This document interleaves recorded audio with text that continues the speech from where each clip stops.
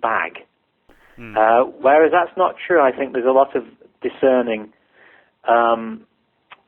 seekers, and also people who kind of have really had some very deep perceptions about what's going on. And I'm sure you've had people on your program who've really had some very powerful realizations about what's behind it all, about what's behind these kind of the light show that's going on, which is the spiritual game, really.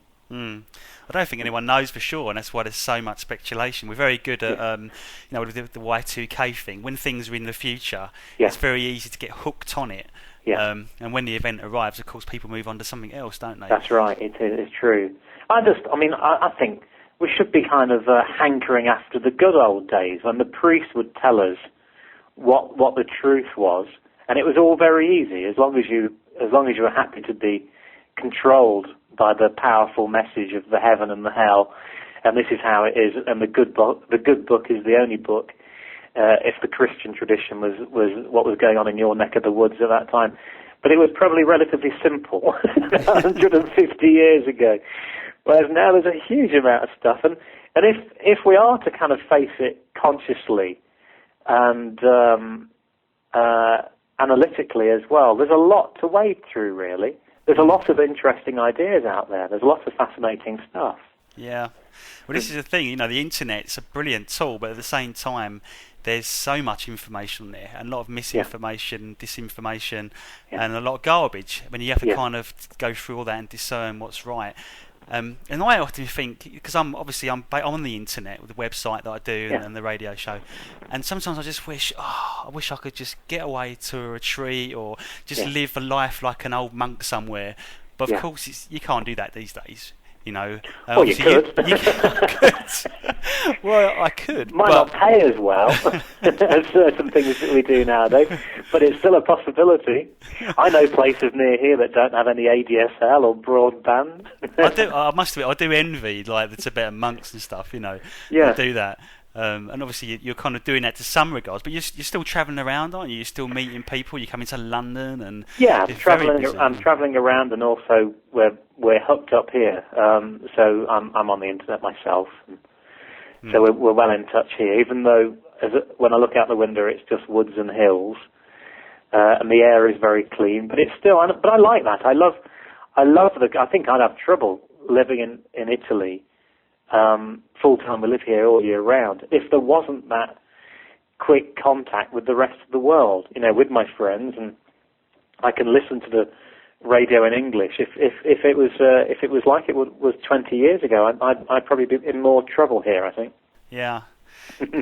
Is that the dome thing you've got in your garden, or is that purely for meditation? Does it have any kind of like esoteric energies that happen especially in it? I mean, is there a reason why that particular shape?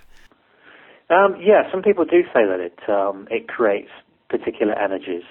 What I do, the whole hill here seems to have a particular energy, a very healing energy that people who are sensitive to these things seem to notice. And the dome is a beautiful place. It's got a lovely view, and it feels nice. And I was reading recently about this guy who developed. His name was, I think, Wilhelm Reich, who studied under Freud, and he started to develop these various shapes to attract energy. So he was developing pyramids. Yeah. And it's a fascinating area of science or semi-science to look at that. But I can just tell that it feels good. It feels good in there, and it's easy to teach. Yeah. So what do you teach at the retreats? It looks really nice. I was reading some of the comments and feedback that people have put onto your Facebook page from the recent retreat, and it's like a holiday, isn't it? But at the same time, people are kind of relaxing, meditating. It looks like you do a whole bunch of different activities. You go down to the beach. I saw you on the beach doing stuff, running in the sea, doing a little wiggle in the sea. So I'm upset that you saw that. Saw me wiggling my rotund body. I didn't know which one was you though, so you got away with that. It was the rotund one. About 2/3 of the time here we're running yoga weeks and other teachers like Barefoot Doctor, and then we run these Fuck It weeks, and we've just finished one. We got another one next week, And we do a variety of things. It's primarily a holiday for people to relax and let go. And then we do sessions in the morning and the afternoon. And we teach. Well, we really look into why we've got to the point, most of us, where we need to say, fuck it. Because if we were all living relaxed lives where we live more in harmony with nature, slept enough, didn't get stressed out about things, didn't watch 24-hour news that gave us pretty good reason to be scared all the time, we wouldn't have to say fuck it. So the first thing we do is we look at the reasons why we need to let go, and we need to relax, and we need to lighten up a little bit. And then we do various exercises around relaxation. We teach relaxation techniques. And the main thing we teach is Qigong. Now, Qigong is the Chinese energy art. It's the kind of Chinese yoga. And it just means working with energy. So we teach what I regard as the best way of working with energy. And the idea in Qigong is that, very similar to fuck it, really. The idea is that the energy flows the more you relax. The more you relax, the more the energy flows. And that's the energy in your body and the energy everywhere else, given that everything is linked by energy. Everything is just energy. So that's what we're doing, and we're teaching exercises around that and showing some amazing things as well. What we show is that it's a good idea to be relaxed in life for obvious reasons. You're healthier, or rather you're going to be less healthy if you're stressed all the time. It's more enjoyable to be relaxed. But also you can get into some quite peculiar magic stuff as well if you're relaxed. Okay. For example, there's that beautiful study that was done.